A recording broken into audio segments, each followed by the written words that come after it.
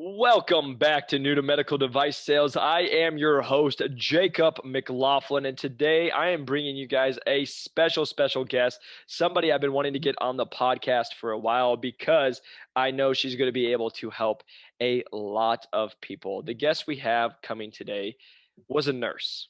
She was a nurse and she was able to break into medical device sales with one of the top companies. And she's going to share her experience of how she did it. And I'm going to let her say her full name because if you guys haven't listened to this channel at all, I suck at pronunciation. I can barely talk. And so instead of butchering her name and making myself look like an idiot, I'm just going to let her say it correctly. So today we have Alexis Cerminara. Oh, thank you for saying that because there's not a chance that I would have got that right. Not even a chance.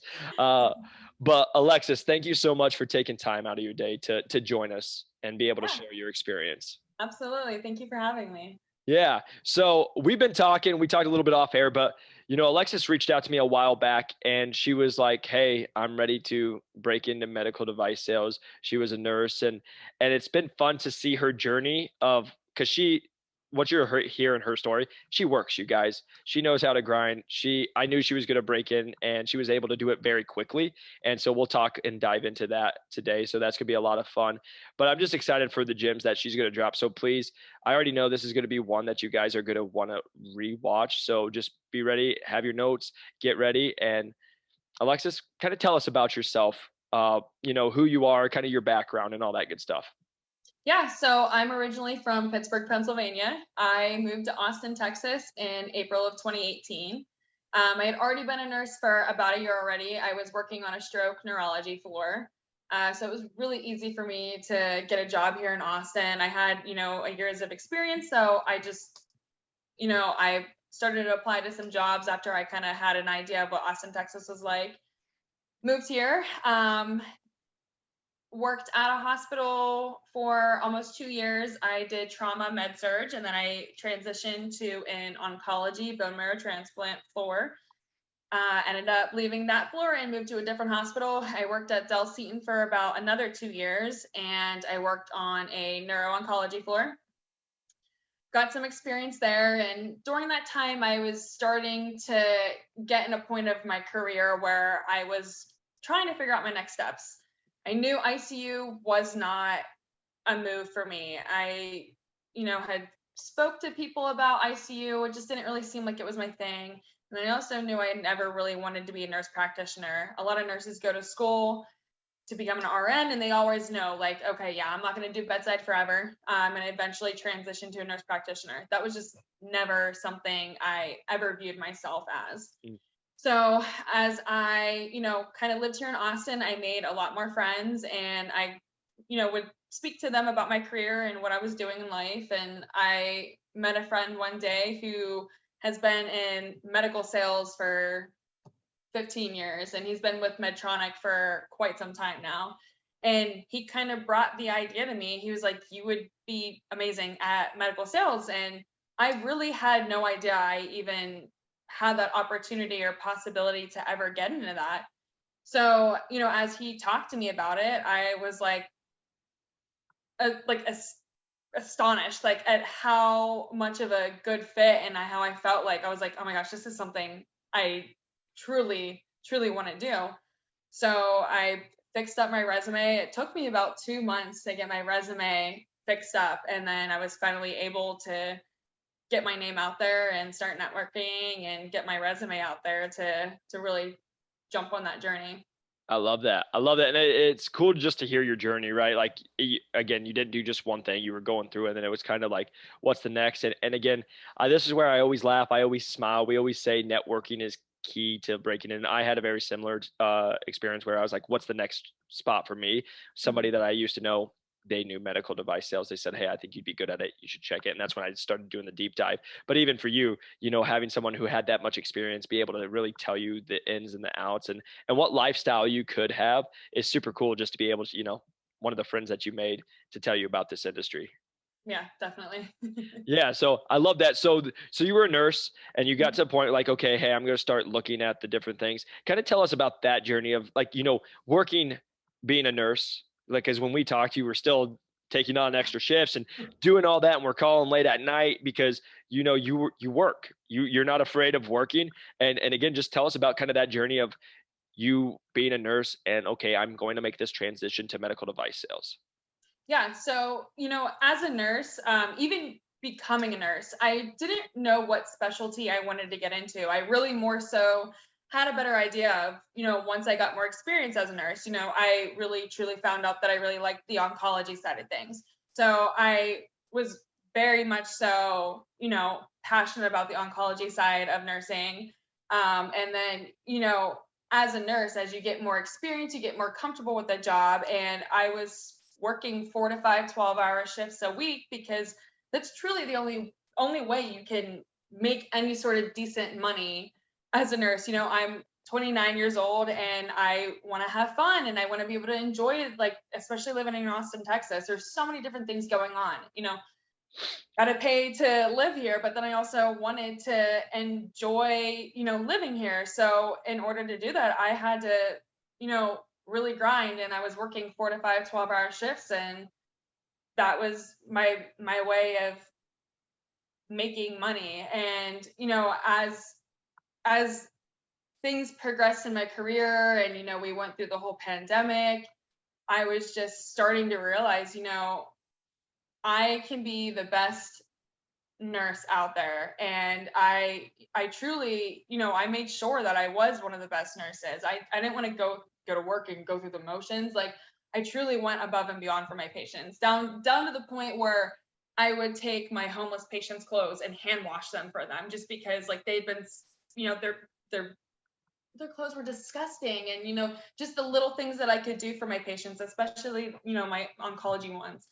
And it was just starting to really wear me out. I was, like I said, I was really working hard, and I'm not compensated for that in any sort of way. And that was one thing that I knew, like, if, whenever I found out the whole medical sales thing, I knew that if I wake up every day and I grind and I try to be the best salesperson, I'm going to be compensated. I'm going to be rewarded in the end. So, that was a huge thing for me, knowing that if I wake up every day and I try to put that same work ethic that I had as a nurse into medical sales, and to know that, if I hit my numbers, and then if there's a possibility that I can even hit more than just my numbers and get more money. And then I also found out, there's a thing called President's Club where your company pays for you to go on vacation. I'm like, what? Sign me up. And Sign me up right now. you get gifts, a lot of times it's like Yes. Rolexes or something nice, some fun stuff. Yes, exactly. Yeah. So it was like, I already have this competitive nature about me. I grew up playing sports my entire life, from the time that I could walk up until I graduated college. I played volleyball in college. So I have that natural competitiveness to me that I know is so important with the medical sales too, because it's such a competitive field. Yep. There's so many different products out there. Everyone has the same products, but it's going to come down to, you as a sales rep on, how you connect with you know, your customers and your clients, and making those relationships. So that's been something I'm really excited to put towards this new career. I love that. Yeah. And again, we'll touch on a couple points, but first one, I want you guys to hear, for her, she talked about, she'd be working, she'd pick it up extra shifts because, again, to financially help out for herself so she can go live the life she wants. But she, again, not afraid to work. And that's the one thing I really want you guys to really hear out of this, is you can't be afraid to work, but also being able to talk about being able to be compensated for your work. That's a big thing. And we'll touch on this point. But the one thing I want you guys to know is, like, we would be texting the manager that she knew got us in contact, and sometimes she would be getting off a shift late. Luckily there's a time difference, but she would be calling me. So she just worked, several 12-hour shifts, and then she would be calling, trying to get into medical device sales. And then that's a whole nother job in itself. And so I really want to just touch on that point is, when we're talking about somebody who works hard, they're not only working their own job and doing above and beyond on that, but then this is a full-time job to get hired, with networking, for researching, for reaching out to people, to, find out about competitors, like all the above. And so you can't come in with mindset of like, I'm just going to do the bare minimum and see what happens, especially if you are a nurse and you're watching this. Like, you guys have a tough job and you've got a long job, right? There's 312s a lot of times for you guys, or 410s or whatever it is. But this is a full-time job if you guys are going to break in. So you got to be dedicated. You got to be committed, because it's not going to be something that just happens easy. And Alexis is a true testament to that. Is, she was hungry. She was reaching out, not to just me. I had people reaching out to me when we were talk, and her name came up, and we didn't know that, she was reaching out to those other people, because she just started reaching out to so many people to learn, to network, to get her foot in the door, to find out how she could be a better candidate and how she could land a position. Because sometimes it's not if, it's just when they're going to get in. And that was like, for her, she just had to find a place that was ready to take a shot on her, because we knew she'd break in. But again, Alexis, I want to say to you again, you worked hard. I know you work hard. And again, that's why this is really fun for us to talk about the compensation, which Yeah. we can get Yeah. into as well. I actually, I was to the point where I was interviewing and I was applying to so many places that, I mean, there were times where, I could work Monday through Sunday. There was some weeks where I was working Monday through Friday, and during that week I wanted to have an interview. So what I would do is I would be at work and I would round on all my patients, make sure I had all my stuff done, and then I would step aside for like 30 minutes to an hour and I would interview while I was actually Wow, that's awesome. Hey, just dedication right there, getting it done and yeah. being able to talk to it. And again, just coming prepared with it. I love that. And the thing I do want to talk, because this is going to be a common question that comes up, right? It's the number one thing I get talked to by nurses: compensation. Let's talk about working. Let's talk about it. And this is why I feel like nurses are great candidates. You guys have, especially if you're working if you've worked in the OR or you've just been in the hospital setting, you guys are perfect candidates, because you know a lot more than the average candidate, right? And as you and I have Mhm. talked about, and everybody knows, sales is sales is sales. There's going to be a million people who say all these different things. Cool. Some of it works. Awesome.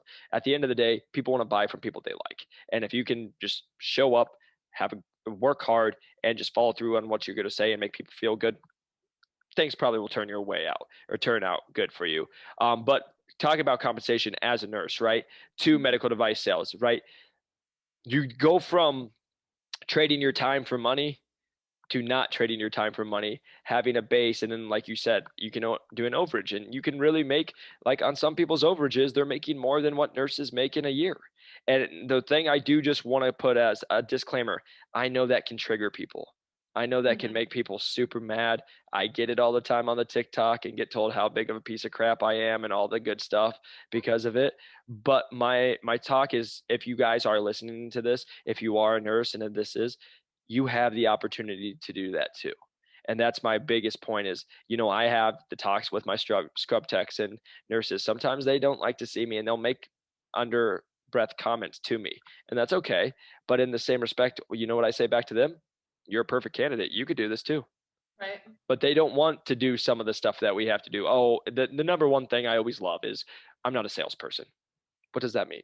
Right? You're not open to, like, talking to another person, right? There's certain things, but all I'm saying with this is, if you guys are a nurse, again, you can go from where you're working and just crushing yourself financially to where it's like, there could be in a year, Alexis might be working less than she ever was as a nurse and making two, three, four times as much. Like, that is just the reality of this world. And it's not bad. It's not like you're a horrible person. It's just, you got to take care of yourself, and it's the world we live in. So I do just want to touch on that, because I think sometimes it can get a bad stigma, but also just for you, same thing for me. It's why I love personal training. I can work less and make way more money. And oh, guess what? I can still personal train and do this and make just double dip. Like, Right. I started thinking with my head, and again, think smarter, not harder, and some people don't want to. So again, I just want to just bring that up since you did say that, but I want to applaud you for going to it. But it's something I did want to mention in this podcast about, you do have extreme opportunities to, it's pretty cool when you're like even myself, when I'm looking, like we talked off air, when you're looking at a bonus check, and I've had this talk with my manager, I'm like, that's more money than some people make in a whole year, Yeah. and it's going to be a bonus check, right? Again, that's never a brag. That's never be like, look at me. It's just the opportunity. If you're someone who is financially driven and who wants to make a difference for yourself, for your family, whatever it is, that is an opportunity in certain divisions and certain companies in this career. Yeah, absolutely. And like one thing that you mentioned too was like people in healthcare and nurses will be like, oh yeah, I'm just not a salesperson. One thing that I really truly talked about in a lot of my interviews was that nursing is sales. I gotta sell to my patients, why they can trust me, especially if I'm working 4 to 5 days in a row and these are really sick patients and they're not going to be discharged.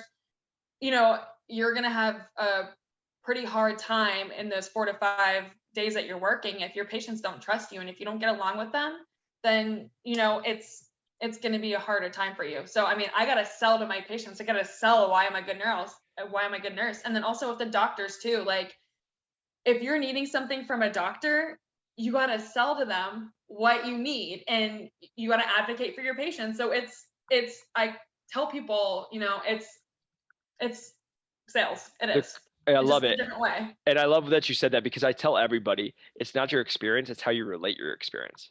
Right. Like every single day, we sell ourselves to everybody. You have a friend, you sold yourself to your friend. You have someone you're working, that always is happening. But I love that you're able to give that specific correlation to a nurse that's listening to this right there. Alexis just gave you the answer when they're like, you don't have sales experience. Yeah. And they're like, why should we hire you? Bam, there you go. So rewind that, go back 30 seconds, write it down. There's your answer. But that's a great point, because again, that is what a lot of people do. And as you know, as we've learned this, again, especially if you start working around with high performers and people, a lot of people put self-limiting beliefs on themselves and they just give up, and I'm never going to do more than this. It's why I'm never going to make more than $55,000 a year. And like, it is what it is, and people are going to be that way. But if you're always open to it, and it's like, hey, how can I be better? How can I grow in certain aspects? You always have the opportunity. So I just wanted to really make sure to go deep dive, because I have had these tough conversations. It's probably on a monthly basis where I have some scrub tech or some nurse who's making a comment to me in not a very nice way. It's because they make under $70,000-$80,000 a year. And I'm like, well, then you change it. Yeah. Well, and there's always the excuse. Mm-hmm. But again, if you want to make six figures, like, and I'll just tell a quick story. There was one scrub tech. He's like, why are you like, oh, it must be nice for doing what you said. And I said, okay.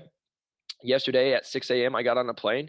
I flew out to New Mexico. I worked all day, got on a plane, flew back here at 8 o'clock at night, went to bed at 9 o'clock, was up at 6 o'clock to be here at this case for 6:30. Or sorry, I left my house at 6 to be here at this case for 6:30. Mm-hmm. Do you want to do that? Well, then no, shut up. Shut your mouth. Like, don't say a word. They truly think it's easy, and it may not be the same thing as, taking care of 5 to 6 patients during the day, or, scrubbing on surgeries and you're sitting there all day. But I mean, it's a different grind in a sense. And I'm learning that already. Yep. I'm 2 weeks in and I'm like, all right, I'm trying to prepare myself. Well, and it's a different thing. And the thing I'll touch on that, what you're just saying too, is like, it's just called, it's being smarter and not harder when we say that, of the industries. It's why you can sit on a computer and be a tech person and make six figures and make 500-600K. Yep. It's knowledge, right? And it's not knowledge, but it's the industry. You're in the tech industry that has billions of dollars. So you can do that. Same thing.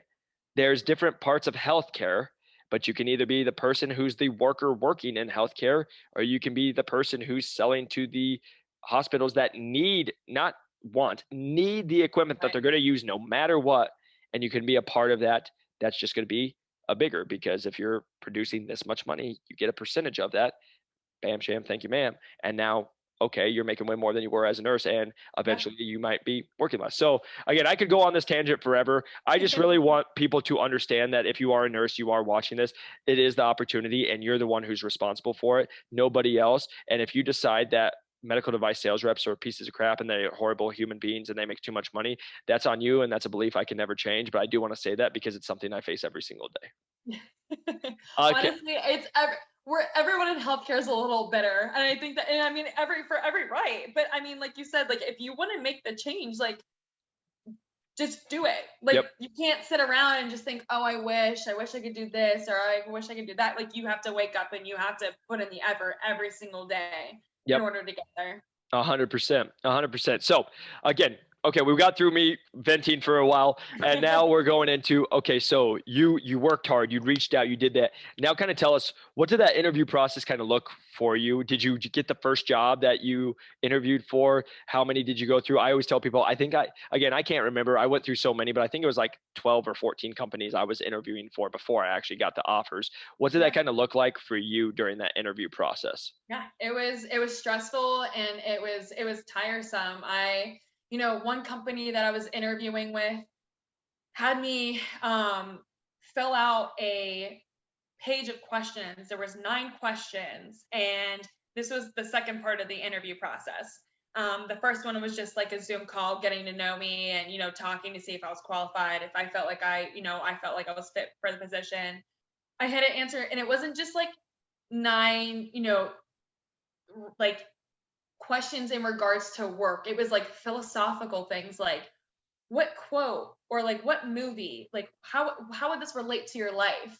And it was like I wanted to make sure that I was like saying things that I meant because the next interview, if they liked my answers, I had to sit on a so it was a 7 different people that I interviewed with. It was a 3-hour interview process, and it was 3 groups of people. So I would interview with a group, then I'd be done with that group. Next group, done with that group, next group. I didn't move on after after that interview.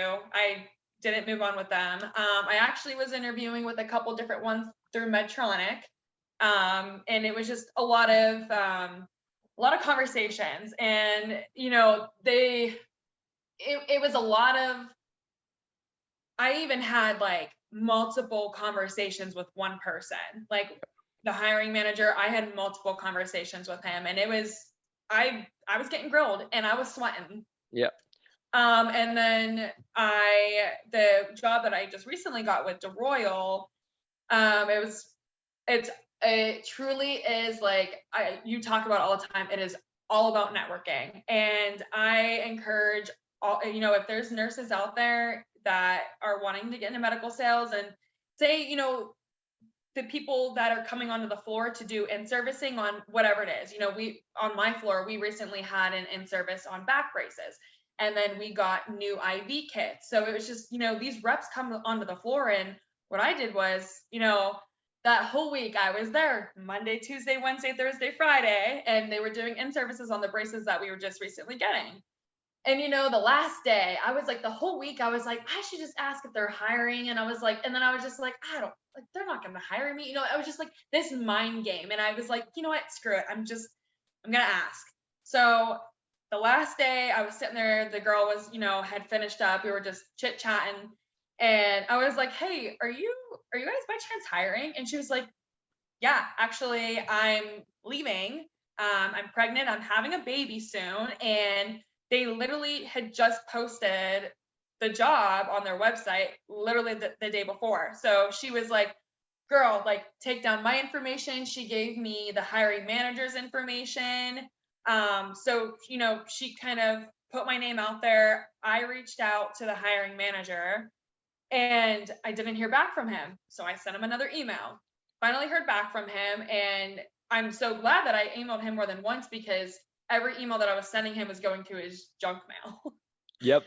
So he eventually saw it. He reached out to me, and I was very confident in my interview. I could tell he liked me.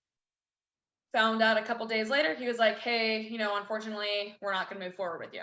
So I was devastated because I was like, man, like I thought that interview went so good. I was so confident in myself. And I was just like, it was such a roller coaster. Just the entire interview process was just Yep. such a roller coaster. Oh my gosh. Some days I was like, oh my God, I can do this. Like, this is awesome. And then other days I was like, man, why am I even like doing this? Like, I'm not Yep. going to be able to do this. And it was just digging myself out of that negative mindset because literally like 3 weeks later, the hiring manager reached back out to me. He was like, hey, I don't know if you're still looking for a position, but I was wanting to talk with you again. Talked with him, and the interview went well. And then I moved on to the VP, And then after that interview, I ended up getting flown out to Knoxville, Tennessee for my final interview. And Nice. yeah, it went really well. And then yeah, it Look all at just look at you now. it all ended up working out. But it's so funny because I initially didn't think I got the job. Yep. I was like, well, this is it. Like this one's out. I'm not gonna move forward with this one. They didn't like me. But other than that, I was truly just, even if I wasn't interested in the position, I was still interviewing because I wanted the practice. Man, I was like, whatever. And I knew it was really important to go into the interviews, like to not let that mindset consume me, not to let them know that I wasn't interested. I wanted to use that as practice because the interview process was completely different as a nurse. yeah, Like it's a whole different world. And it was something that I really truly felt like I needed to prep for. And I don't think the prepping just of like doing research on the company was enough. Like I needed to talk more. yep. And I know you talk about, a lot of the times in your podcast is like coming up with like this own brand for yourself and coming up with like how you're going to sell yourself to people. And I think that's the best way to do it. It's just as much repetition as you can. I love that. And you did a couple things I got to hit on. First off, the roller coaster. That's what I've said it Yeah. forever. One day Yeah. you're on the top, the next day you're like, bam. But literally, I've been on where the bam, I'm like, I think I'm going to quit this. I don't know. I can't do this. 2 minutes later, get a call. Hey, you want to do an Yes. interview?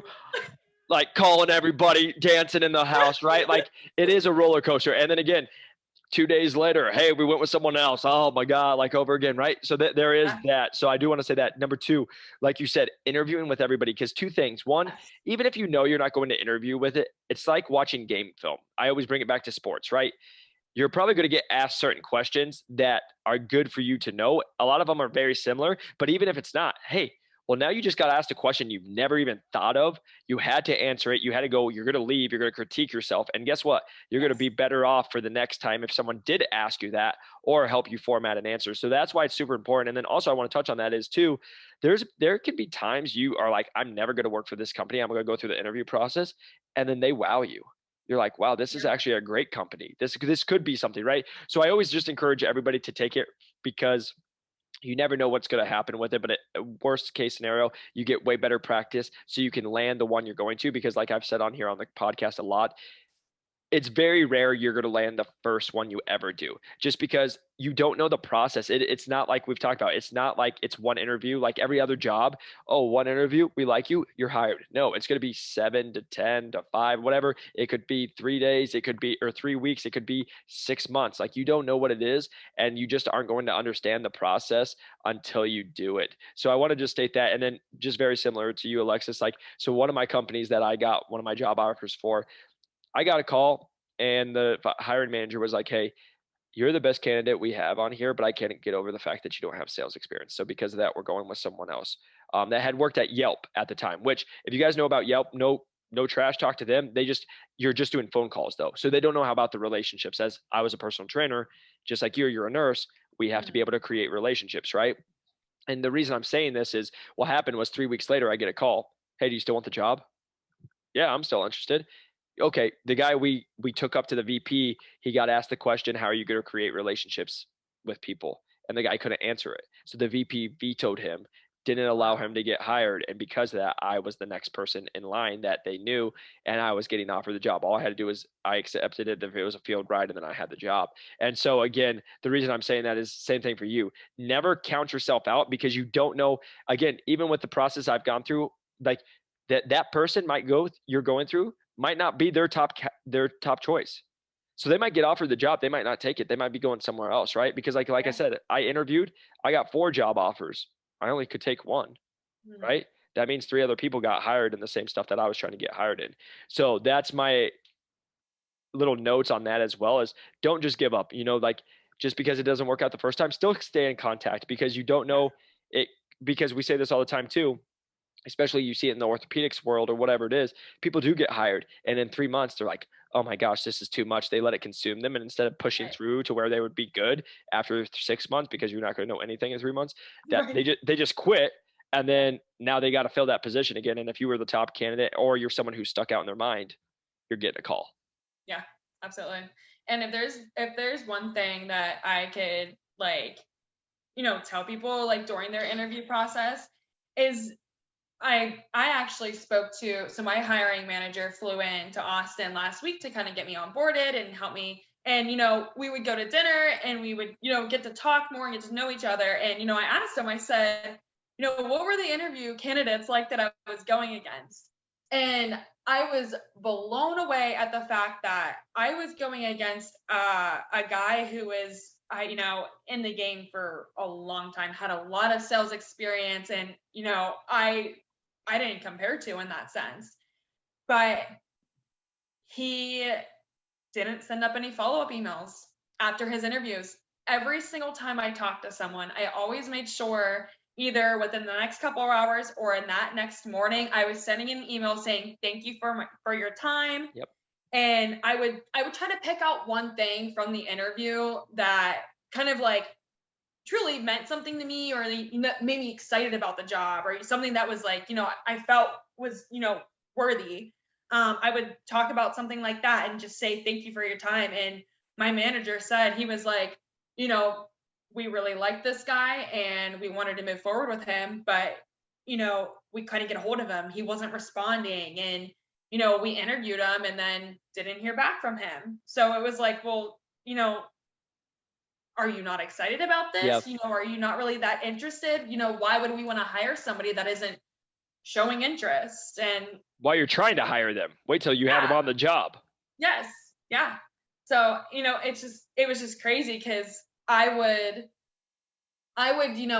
ask at the end of my interviews, when should I expect to hear from you? And they'd be like, oh, well, this day. And I was like, screw that. I didn't care. I was literally emailing them before they would email me. I was like, I don't care. Like, I was like on top of it. I wanted to make sure that I was reaching out to them before they reached out to me. I was like, Well, I and don't care. that's a big thing because I talk with people that this is a tactic some people do is they'll say a certain day and they won't respond. And then they're Yeah. going to see if somebody's going to respond back. So the fact Yeah. that you're going before, like it's just showing that, hey, you're staying on top of it, because that's why I tell people you got to like half of my job is planning the stuff that hasn't happened so I can be ahead of it so it doesn't happen or bad stuff doesn't happen, right? You have to be going in. So it's just showing that you take extreme ownership, and again, also showing that you wanted this position.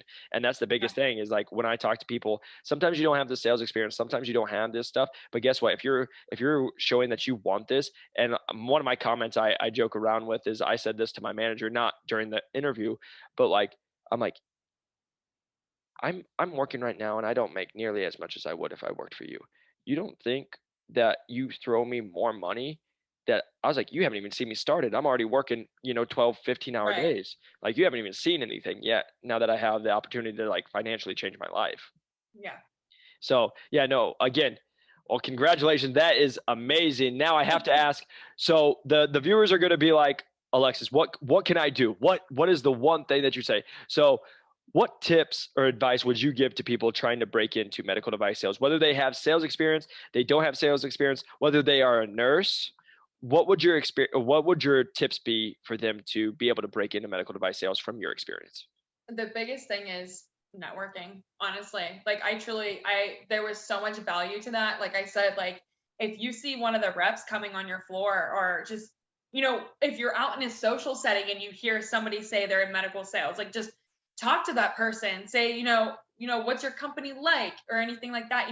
Like I said, those reps were coming on my floor, and I was scared at first, but I was like, what am I, like, I just need to just ask. And I mean, the worst thing they're going to say is no. And what's the big deal at And that you're point? never going, like my whole thing is you're never going to see them ever again. Exactly. Same thing Yeah. with LinkedIn messages. I say this all the time. People will be like, I Yes. messaged 20 and none of them got back to me. I'm like, and you'll never message them ever again and see them. And you never met Right. them in the first place. So it's literally like you just talked to a robot that doesn't exist. Yeah. I can't even tell you how many people I had messaged on LinkedIn and they literally left me on red. I was Yep. like, Hey, oh, thanks, all the whatever. time. Hey, nothing new for me, So I was like, all right, we got this. Nothing. Not. Yeah. So, I really just made sure that, if I was applying to a job, I would try to figure out, who the hiring manager was or who the recruiter was. I always made sure to try to figure out who they were, and I would send them my resume as well, just to be sure to be like, hey, I would introduce myself, let them know, a little background. I've been a nurse for 5 years. I'm looking to break into medical sales. This is, what I have to offer. But that was, such a huge thing for me. And I was just applying and applying and applying. And I ended up, there was a website, I think you probably know what it is. I think it's medicalreps.com. Medreps.com. Yeah. So I made an account on there. I think it was like $30. Yeah, so for you can buy like a 30, a 45. Yeah. Like they have different plans for you to like be able to purchase and then be able to see and get in contact with recruiters. Yeah. So that was so helpful too, because they usually put either the hiring manager or the recruiter's name on there and their email and their contact information. So I would apply on there and then I would go ahead and reach out to them. Well, and that's what I was going to just say is that's a huge help because you just are learning the contact, even if you just bought it so you can see who the manager is. Because just being straight up, I'll tell this to everybody. Most likely, if you don't have sales experience and you do that, you're not going to get the job by just applying because every recruiter told me you need to go get sales experience, right? But the difference is if you have the regional manager, the hiring manager's contact, or you know who they are, guess what? Reach out to them on LinkedIn and then introduce yourself and try to do a cold call with them and all that. It goes a long way showing that you're a go-getter. So that's a great point. Exactly. And then, like kind of like how you said before too, you would hear like, oh, well, you don't have sales experience. One thing that I would tell people was like, cool, yeah, I don't have sales experience, but I'm a clean slate. You're gonna be able to turn me into the salesperson that you're wanting. However, I had somebody tell me, I hear that all the time. Like that doesn't mean anything to me. And I was like, I was a little stumped on that. But then I kind of came back with them. I said, sure, yeah, I understand that. But, I'm going to be completely new to this territory. I'm not going to know because there are people you're going to run into at the hospitals whenever, you're coming in as a rep that they're very hard to deal with. And I don't know who those people are. So I'm not going to be afraid or I'm not going to be reluctant to reach out to people. I'm going to want to reach out to everybody. And, I don't have these preconceived notions or these already built up relationships with That's people. A big one. So that was something that I really tried to, because whenever he came back and told me, like, I hear that from everybody that doesn't have sales experience. And I was like, oh. Well, that means it's working, jerk. No, but what the answer, like that's a great answer, and that's a great point that you said, because that was actually when I got hired. That was one of the things my manager kept saying is like, don't listen to other people, just go figure it out for yourself, because there's preconceived, hey, this territory's too hard, there's stuff, which again it is. But if I would have listened to half the people, like I wouldn't make half the sales I did, because I would have been like, oh, too bad. Like I had people that I had reached out about it and they're like, oh, don't even try. Well, I tried and like maybe 1 out of 10 worked, but guess what? That was one more that I never would have got if I just didn't try. And so that's a great point. I'm glad that you stated that, because that goes a long way. Yeah, definitely. And just because, say the rep that was there before you, just because that person didn't have a good relationship with that person doesn't mean that you can't build a new relationship. And, maybe you'll make an impression on this person and they end up really liking you. Welcome to my life. One of my top account, the lady I walked in, hated me, wouldn't even make eye contact with me the first time, and was so mad that she saw me. Was like, literally, I walked in, I said, hey, I'm the new rep, and she's like, oh my God, and pissed off. And I was like, Jesus crap. I'm like, oh my God. But then come to find out, like, I was just like, I'm going to kill this woman with kindness. I was like, I'm going to be this one. And you want to know what the turning moment was? I got that lady. Again, I did all her work. She doesn't do anything. Like the reason the surgeries were successful was because of me, not her doing the job. But I got that person a Christmas card. And that there was the turning point that this girl, ever since then, I got a text message, thank you so much for the Christmas card. And ever since, and I just say this is the same person who told me I had surgeries on Thanksgiving. I showed up, I didn't go anywhere for Thanksgiving, and then there was no things, and I texted her and said, I'm here for the cases, and she's like, I meant next Thursday. And I was like, well, you said this Thursday. And she's like, well, sorry. Right. So that was the kind of relationship I had, and been able to like do a Christmas card. But I'm just saying that it happens, right? And that was, and then the thing I will say, since we're on that topic, I took it in the lowest performing territory. They didn't like, a lot of people didn't like the person who was before me, right? They're like, who? Oh, it's you again, right?